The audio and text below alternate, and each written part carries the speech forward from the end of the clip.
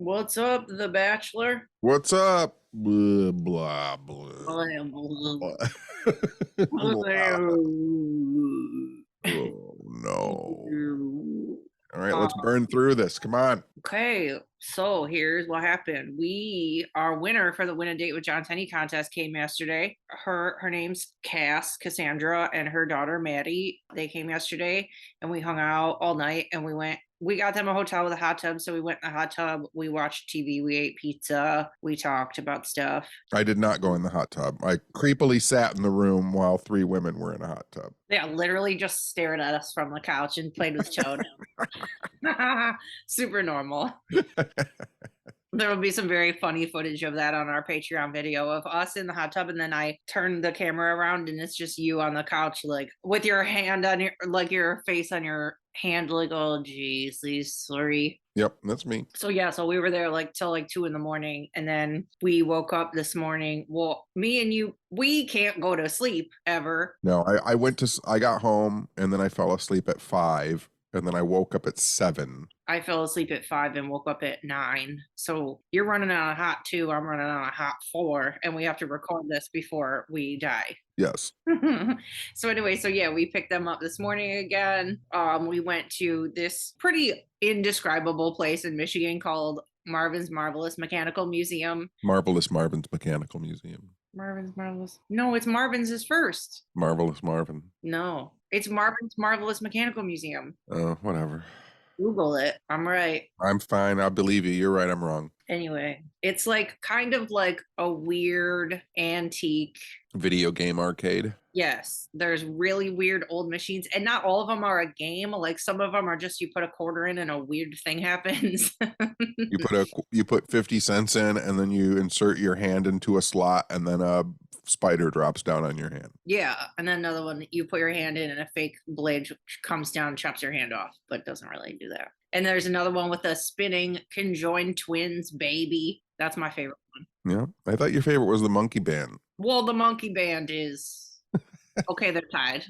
The old scary monkey band. And they have the Cardiff giant there, the fake giant fossilized human being. That was like a Barnum and Bailey thing, or what was it? Yeah, it toured around the country as a giant fossilized man, but it was really just a carving of a giant man. Yeah. So yeah, we went there for a long time, put a lot of quarters in the machines, took some silly pictures, took some silly video. The Patreon video is going to be real good. And then, oh, well, I forgot to mention, and that's going to happen a lot this episode because I sleep deprived, but Cass and Maddie, this was their first trip to Michigan. First time in an Uber, first time getting a Slurpee, first time to Del Taco. Bow, bow, bow, bow, bow. Furiously. So we did all the things, all the silly Woo Pod things. We went to the Dollar Tree. Yeah, we did. You have all my stuff still. I know, I found it in the car. We went to the thrift store. We went to the saddest thrift store. It was a dud. I did get one cute picture frame though. And then we went to another thrift store later after we dropped them off. And that thrift store we went to, the second one, was banging, 50% off. And it was banging in that place. Well, they sent out the frickin' bat signal. I'm on the text list for the thrift store. That's so depressing. That is one of the saddest things I have ever heard. So you had to wait. When did I get the text? You went to, where were you? Why were you outside the car? Oh, you were in the post office. Yes. I got the text that said 3 locations had 50% off and one was the one right by us. I'm like, should we go to the fucking thrift store? And then it was literally like they sent out like everybody who got it immediately got in their car and went to the thrift store. It was a fucking chaos there. Let me check my phone for bingo night and the thrift store discount. It's weird. I got 3 things. It was a grand total of $4 because everything was half off. But anyway, back to the date. They had a blast, I feel like. I had a blast. Yeah, everybody did. They were so sweet. I'm glad I got to hang out. I obviously wasn't sure when we were running the contest if I would get to participate or if we would get to film it or what would happen. So Toad got to hang out. Yeah, she brought him like 6 presents. He ripped up literally all of them in the hotel room. Yep. We decorated the hotel room. Yeah, we decorated the hotel room. I got them a banner made that said "Welcome Weirdos" in sparkly blue lettering, and we hung that up, and we hung up ghost banner and bats, freaking bats everywhere, and cute pinwheel things. I did stuff in like the colors of the podcast logo because I'm a nerd. Yeah. And it was very cute and fun. And I'm really happy for her. I'm glad that they had a nice time. I'm glad that it was like chill, but also like we packed as much in as we possibly could. I'm glad it wasn't someone who stabbed me in the throat and hid me under their house. I know you're not licking fucking chains right now. It's good. So positive. Yeah, she's like married, so it's not creepy for you or anything. Just hanging. It was fun. It was fun. Right? It was fun. We're exhausted. I am absolutely exhausted. They're gonna be more exhausted than us. They had to fly. I know. It's crazy. Crazy. So yeah, and then what else? What do you mean? What else? I don't know. Do you have anything before I fucking go off on tangents? No, I had a wonderful time. It went off better than I could have expected. Like I said, I wasn't murdered. I enjoyed the company of the winner. Same. So yeah, all is well. Perfect. Perfect. This is a lot better than when I tried to do this 10 years ago and got one entry. Meow meow. Meow, meow. And then last Friday we got to go to a press screening of Scream 6. What? Did I see that? Yeah, you went. Oh, okay. Yeah, I do. Remember, it was a freaking ice/snowstorm. I do remember that now. And there was only like 10 other press people in the room and us. I was having trouble remembering it because it was for me. I know you actually liked it, you guys. You hear that? Tenney liked a Scream movie. Very out of character. Holy shamoli. A little too long. A little too long. That was our only criticism, both of us. I can't talk. No, you cannot. Have you ever been able to talk? Firstly, no. Secondly, I'm worse today because I should have sleep brain damage. But yeah, the movie runs about 2 hours and 5 minutes long, or 2 hours and 3 minutes long, something. And they definitely could have cut it at about an hour and 45 minutes. Yes. There was some filler that was unnecessary, yeah. But I would say it was the best cold open since the first one. And if you guys don't know what a cold open is, it's the portion of the movie before they show the title. Yes. Is the very first one the Drew Barrymore open? Yeah. Yeah. I would agree with you on that. Yeah. I've seen a lot of people sharing that sentiment too. Like the whole opening, and it's kind of a 2-part opening. You get like quite a bit for your money before the movie's even technically started. It's so good. It's so satisfying. I feel like that cold open is so scary because it is so real. I know. Like it's absolutely seems like something that could happen or has happened to someone. Yeah, for sure. And then, yeah, it was fun. The kills were brutal. I found myself laughing out loud like quite a few times. Like we were talking about how I feel like a lot of the characters talk to each other how you actually talk to your friends. Like they would kind of say, I don't know, just like sarcastic comments. There would be times where something weird would happen or something crazy would happen, and Jenna Ortega would be like, nice. Yeah, I feel like, and maybe I'll have to go back and watch, I don't really want to watch Scream 5. I feel like they really opted to shoot them differently. Like, I don't think these kills are as gory as they were in the last film, but I think they're more effective. Yeah, I don't remember. I tried to block out most of Scream 5 because it sucked, but I feel like there was more blood and gore itself, kind of needlessly. in 5? Yeah. I don't remember. I think a lot of this is left up to the imagination, but you still get a satisfying kill off of it, which I liked a lot better. Yeah. Can you hear how deep my voice is getting? Because I'm tired. I know, we're so tired. I know, mine's kind of deep too. But yeah, another thing we were talking about is how the main girl, her acting was so fucking pitiful in 5, and her acting is like kind of great in this one. Like she just went to acting classes nonstop between 5 and 6. Yeah, something happened. Yeah, something happened. And then another cool thing that we noticed was in the beginning-ish of the movie, they show a Last Podcast on the Left poster, like very prominently on the wall of somebody's apartment. I was like, dang, look at them. Yeah. That's crazy. I should text Henry and see if he knows that that's going to happen. I know. I keep checking their Twitter page. They haven't tweeted about it, and I haven't. And I tried to Google too and get pictures, but like that scene isn't online yet, and I couldn't like get a picture.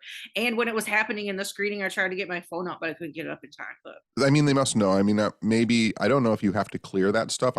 I think maybe you have to clear it in this day and age. Well, yeah.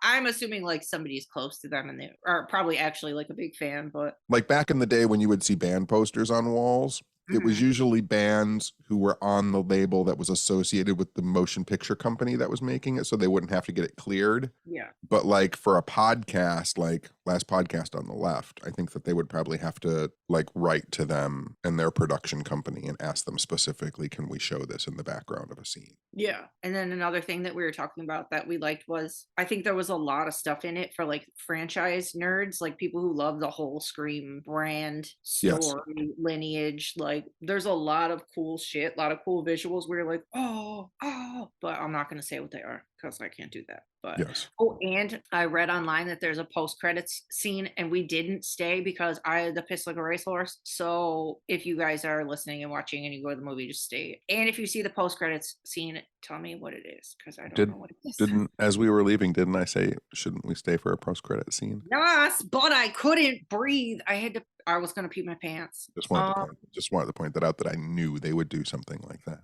Okay, I know. I already read that they're deep into writing Scream 7. So I just pointing out John Tenney knows his horror. oh fucking key. Like you went pee during the movie. At least I waited. Yeah, what did I miss? Nothing. I know I filled you in when you got back. But anyway, 2 thumbs up from WooPod for Scream 6. How about that? Yeah, one from me and one from you. Now let me move on to one I didn't like. If we really liked it, it would be 4 thumbs up. No, I'm giving it 2. Oh, well then 3 thumbs up from Pod. You're only giving it 1. This isn't our rating system.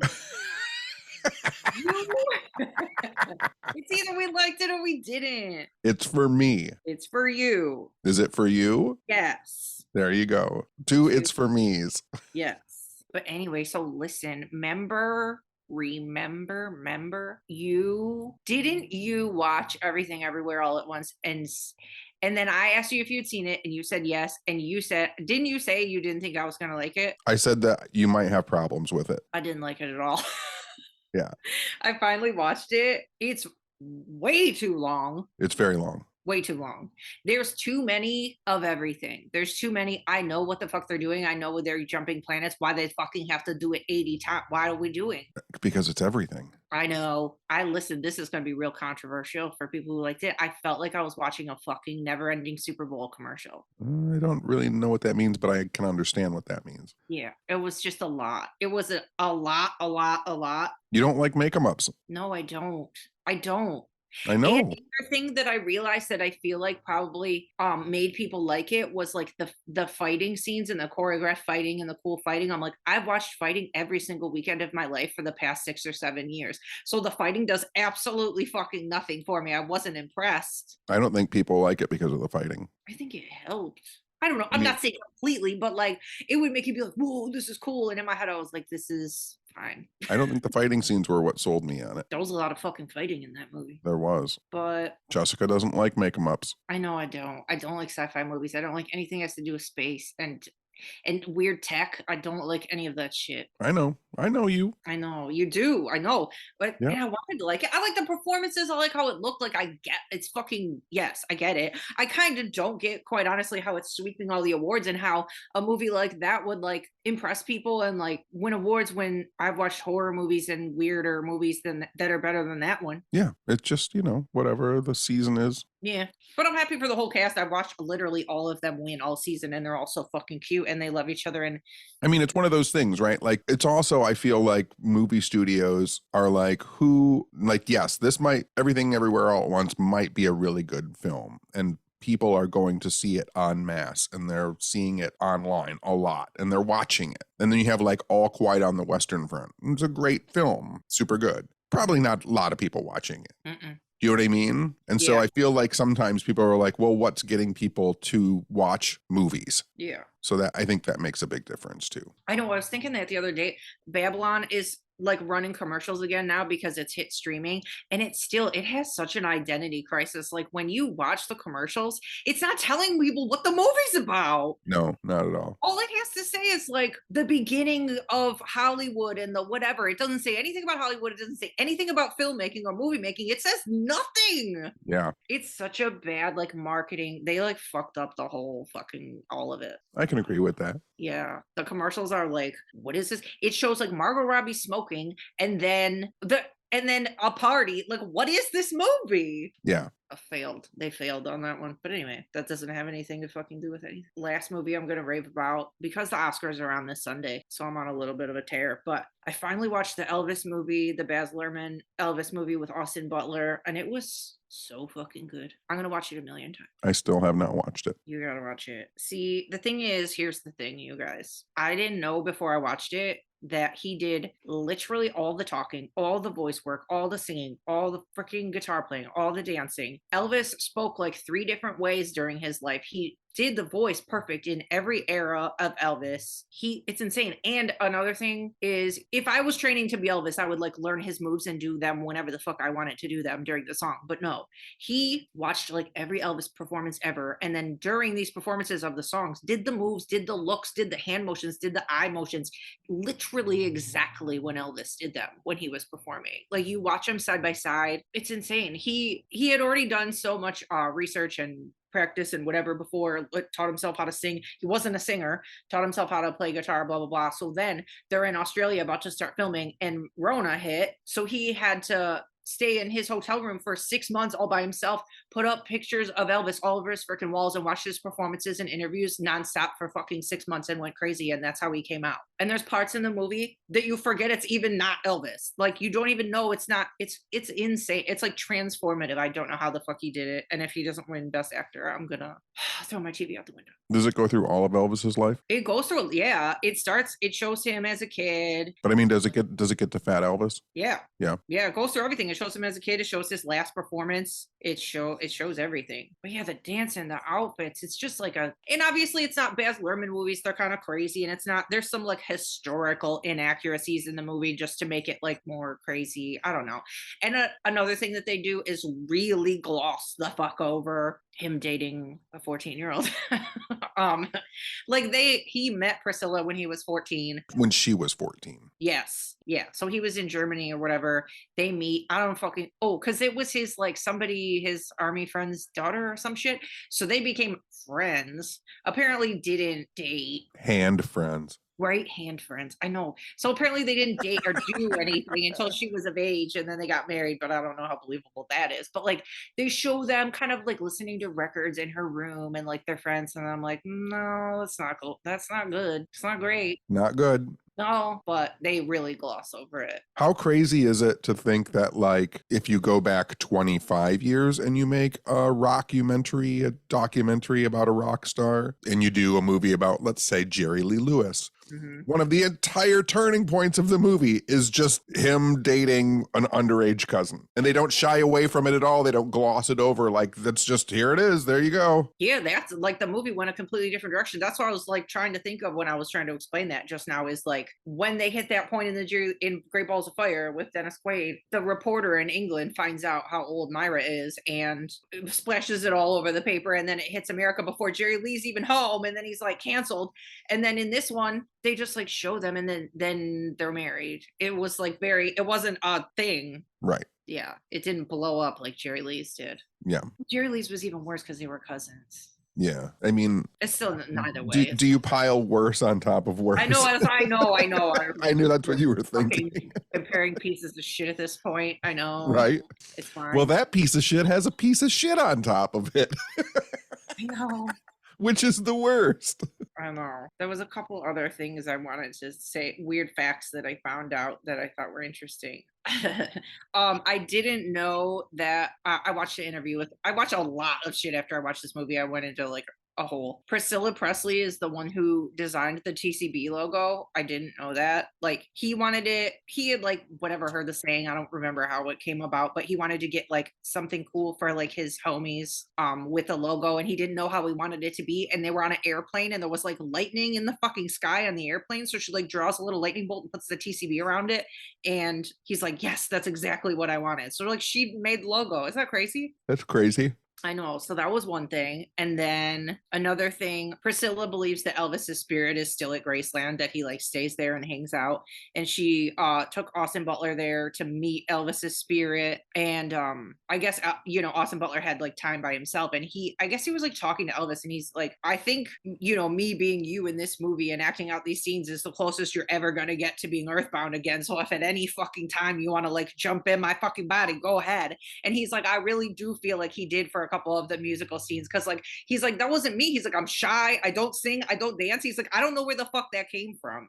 Yeah. So that's really cool. And then this is the last funny thing. Austin Butler was on Jimmy Kimmel, and he said, from all your research and meeting the family and whatever, he's like, what's the weirdest Elvis fact that you learned? And Austin Butler said, for a while Elvis got super into horses, and he also really, this is exactly how he's telling it. He's like, he really liked horses, and he really liked hot dog buns. So he would go riding his horses around, tie a hot dog bun bag to the little fucking saddle thing, and he's like, and just ride around on horses eating hot dog buns.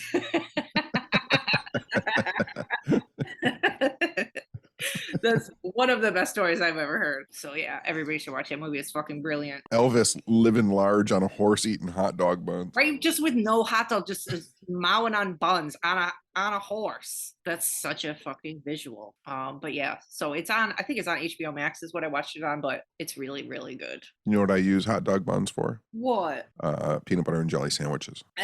That's some poor people shit right there. Well, sure, but still, it's good. Well, I remember I think it was our high school. I don't remember. Poor people food. We talked about this a million times, how poor people have their own weird food things and they still eat them because it's cozy. That's right. That's what I meant. I'm not calling you poor now. Ketchup on scrambled eggs. No, I don't like that. That's poor people food. I feel like that's normal. I feel like growing up with my friends and my family, ketchup on scrambled eggs smells like poverty. Yeah, everybody has their poverty meal. I like that shit though. I don't know. I still consider myself, I always feel like, not like you know what I mean? We're very, I don't know what excited to have real food.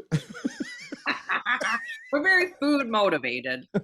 But I'm saying, like, me and you don't have like rich tastes. We're just like, we're the same people we were when we were like 8. Yeah. Like, I'm very impressed by a fucking soft pretzel and a Slurpee. Yeah. I'm very impressed with a peanut butter cookie and maybe some Kool-Aid. Yeah, literally. I know, we're just nuggets. What the fuck thing were you gonna tell me? Some weird fact? What were you saying in the car? I don't know. I forgot. No, you gotta remember. No, I don't gotta remember. It was about the wall. Oh my goodness gracious. I told you had a thing. I can't just keep talking about my stuff. I wasn't prepared. Okay, so do you know how like Jewish people can't do anything on the Sabbath? I guess so. Like they can't carry anything, they can't do any work, they can't carry their keys, they can't there's a whole bunch of like Jewish laws. Can they eat food? Yeah, you eat, but you can't do any work. Okay. So like there's a whole list of things that you can't do. And I just found this out and I didn't know this. And so like you can in certain areas, Jewish people can in certain areas carry keys and do work and like do stuff, but it has to be a designated like area community. And so Jewish communities have erected symbolic walls around entire communities, and they're done by like a wire up in the electrical wires. What? Yeah. So there's a wire, like ours is in Southfield, and it runs down Woodward, up 11 Mile, all the way into Southfield, all the way. It's like 10.5 miles long of unbroken wire that goes all the way around that neighborhood so that there's a neighborhood that you can do stuff in during the Sabbath. What? That's cheating. And there's one, the biggest one in the United States is almost entirely around Brooklyn. Really? Yep. And it's checked every day by a rabbi goes out and makes sure it's not broken. And if it's broken, it has to be fixed. And you can get maps of it to see when you're inside of the wire or outside of the wire. It's called I think it's called an eruv, but it's a symbolic wall. And we have one that runs along Woodward and all the way up to Southfield. And I think it goes around the Detroit Zoo even. That's so weird that they wouldn't just like tell you the coordinates, like they would hang an actual wire. Like that's fucking weird. Well, I assume they give people maps to it. That's so weird.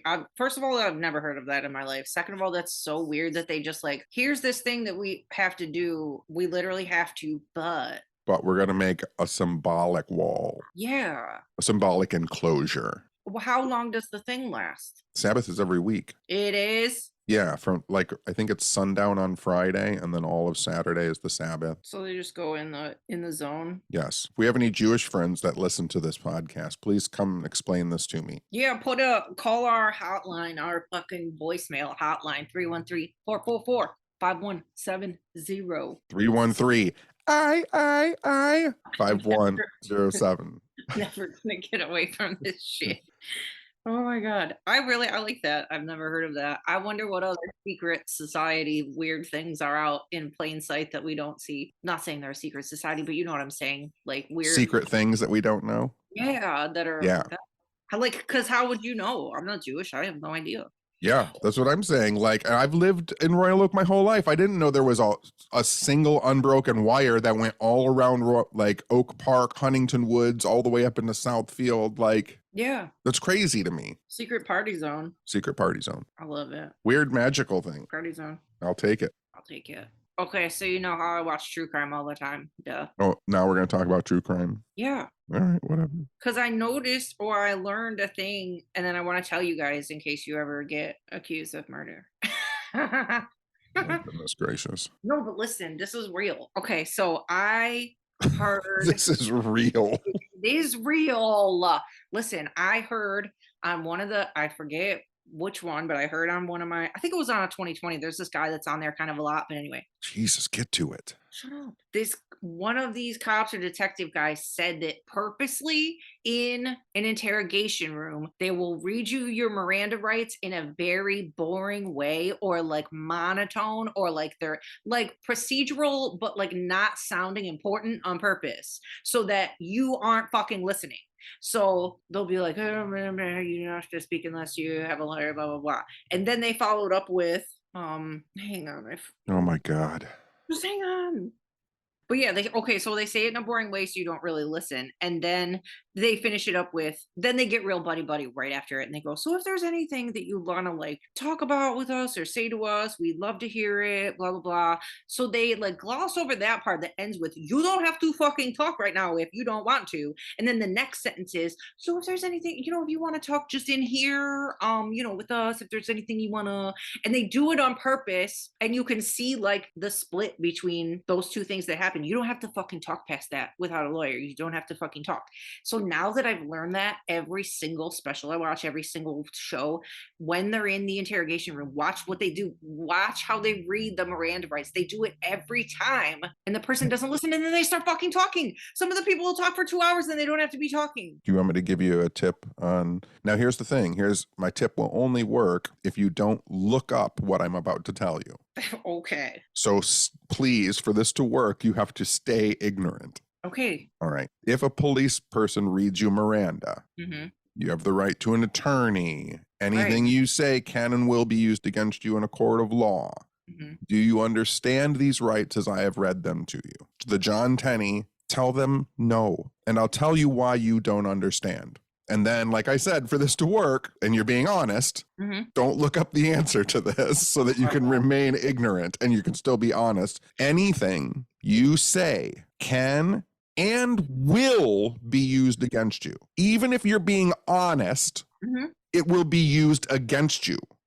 Do you understand? How can you understand that? Right. I don't understand that. I don't understand how, if me being honest and telling you the truth is going to be used against me, then I do not understand these rights. Right. Because everybody always goes, yeah, I understand it. I literally do not understand how something I can be used against me if I'm being honest in my own defense. Right. And now, like, because you're probably, people are probably used to watching like shows or movies where they're doing the Miranda rights all like sassy, like, but then when you watch an interrogation room, they do it so to be like, oh, do you understand? Blah, blah, blah, blah. So let's start talking. They do it like so, right. Like, so that you're not listening, like they're reading a fucking paper that you don't have to be listening to. And then when they say, so is there anything you want to say? And then the person starts talking, it's like, no. And what I'm saying is, if you're being interrogated, and you say, I love my mom, that's going to be used against you. Anything you say can and will be used against you. So if you say you love your mom, So I do not understand those rights. No, you're getting real heated. You're like yelling. Sorry, I get upset at that Just- Miranda stuff. You know, they don't really even have to read you Miranda anymore. Really? I don't think they do. I mean, The laws in between states and cities are so different now. mhm. What applies in one city and state doesn't even apply. Like Michigan has a stop and identify, and most states don't. That's where they can just you see walking down the street and just fuck with you for no reason, right? Yes. Yeah. Cool. Like you might watch people on YouTube saying like, I don't have to identify. Like in Michigan, you do. Like that's our law here is yes. If a police officer pulls you over and says, let me see your ID, like you have to give them your ID. That's the law. Yeah. Another fun fact for you guys is literally all the time. Usually, like, let's say I'm picking you up to go on a trip or picking you up to fucking hang out. I will be listening to a true crime thing while I'm doing my makeup, while I'm getting ready. And then you'll get in the car and be like, Tenney, you'll never believe this case I just listened to, blah, blah, blah, blah. And I will tell you the most gruesome, fucking nasty crime details I've ever said out of my mouth, and I just make you listen to them because I literally have to tell somebody, and I feel like I assault you with that information that you don't want, and I can't help it. That's pretty true. I know. I can feel you not wanting to hear it, and I can't help it because it's so unreal to me in my brain that I have to tell someone immediately. Yeah, I know you have to get it out. I do, and you're the only person I know. Oh, but anyway, one more true crime thing, I swear, that I'm done for today. Not only am I the only person you know, I was literally trying to tell you something today in the car, and you were interrupting me by telling me what I was going to say. It's true. I said you started a sentence like 3 times, and I cut you off, and I don't know why I was cutting you off. I kept saying, you're going to be even more upset when you said, we have to go to the post office. And I said, you're going to be so upset when and you were like, we should stop at the post office. And I said, stop speaking so I can finish my sentence. You're going to be so upset when you realize we should stop at the post office. Like literally, we've been hanging out for 6 hours and we both said the same sentence at the same time. We're best friends. Oh my God. Best friends. I wouldn't go that far. The other thing that I learned about, which I already knew, like these signifiers or whatever, or the fucking things, but I didn't know they had a name. Do you know what the Macdonald Triad is? Do you? What is the Macdonald Triad? It's like McDonald's, Taco Bell, Kentucky Fried Chicken. Oh, it's not that fun. That would be like the Holy Trinity. The Macdonald Triad is 3 things that if a child has it, then they might become a murderer or a serial killer or a fucking problem. And the 3 things in the Macdonald Triad are animal cruelty, fire setting, and bedwetting. And if your kid has all 3, you might have a problem. But then they were also saying like they could have all 3 and not be a problem, but they're just saying that, or they could have 1 and still be a fucking problem. But it's a thing that is theorized. Well, the problem is in people, and this has been a very difficult problem for decades and decades in researching criminals. Mm-hmm. They will go through the prison system and say like, well, everyone that's in here wet their beds. Mm-hmm. So bedwetting might lead to having criminal like attributes, right? Mm-hmm. But the problem is like most criminals don't get caught. Right. So using people who are only arrested, your sample pool is already tainted because you're really not getting all people who commit crimes. That's a good point. You know what I'm saying? So that's been the difficulty, is that most people who are criminal get away with it, and you can't sample them because they're getting away with it. Totes. People are scary. Gotta be careful. I was a fire setter when I was a kid. You were? What a weirdo. Yeah. Why? I used to love fire, just setting stuff on fire. Are you gonna kill me? No, I've been more worried about my cousin who was a fire setter and also liked to kill animals. No. Yeah. Brutal. Everybody here listening is just checking their weird ass kid. No, it's fine. Weird ass kids are the best. But weird kids are the best, but most of these obviously are in the most disturbing true crime cases I listen to. This isn't no normal shit. We're off the deep end. Do you know how I know I went off the deep end? Because I told you guys that I've been listening to ASMR videos, which are supposed to be cozy and relaxing. So the other day I'm like, this has to be a thing. I can't be the only person who thinks of searching for this. And I searched true crime ASMR and they have it. And there's weirdos who will read you a whole ass true crime story in ASMR voice and do weird noises while they're doing a true crime story. I'm like, this is fucked up for me, actually, that this is my quiet time to like relax my brain, and it made me feel real murdery. I'll give you my secret. Usually I listen to audiobooks and stuff like that. Mm-hmm. Mostly what I fall asleep to when I'm really tired is if you go on YouTube, there are a ton of like Edgar Allan Poe poetry stuff that's read by Christopher Lee. Oh, cute. Will you tell me this now? And I just turn the level down to where I don't really hear what he's saying, but I can hear that voice of Christopher Lee. And I just kind of lay in bed with my eyes closed and I can hear that him talking and it just lulls me to sleep. Yeah, that's how the ASMR videos are. Like you put it on so low, you can't even barely fucking hear what they're saying, but it's just so cozy. I don't fucking know why.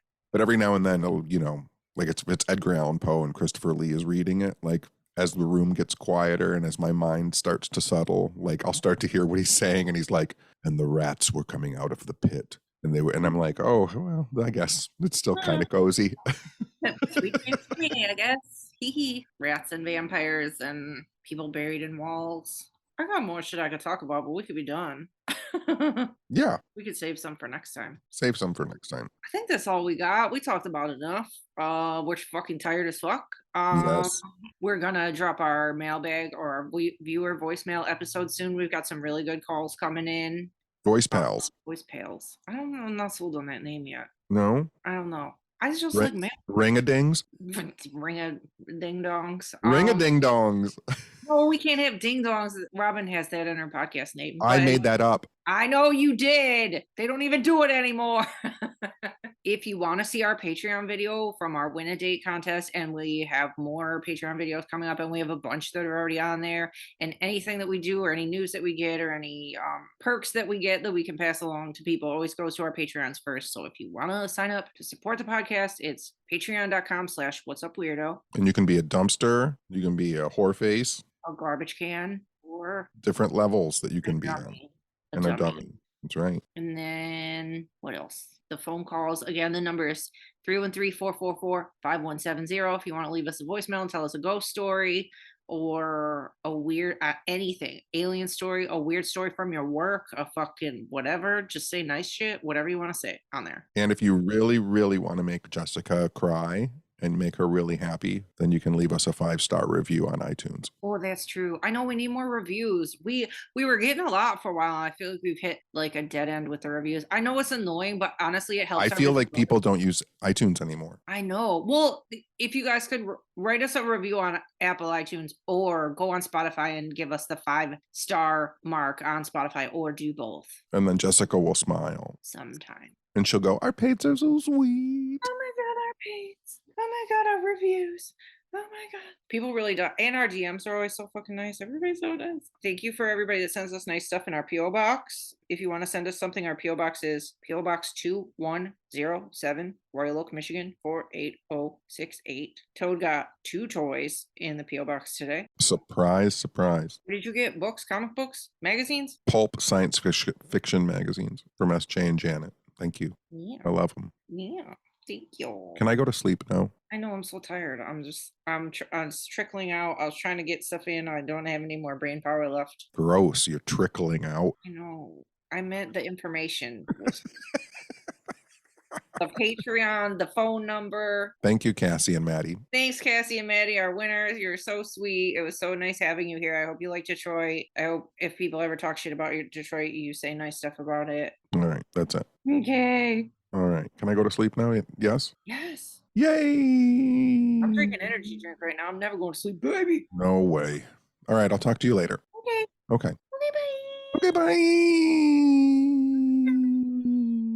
You're too high.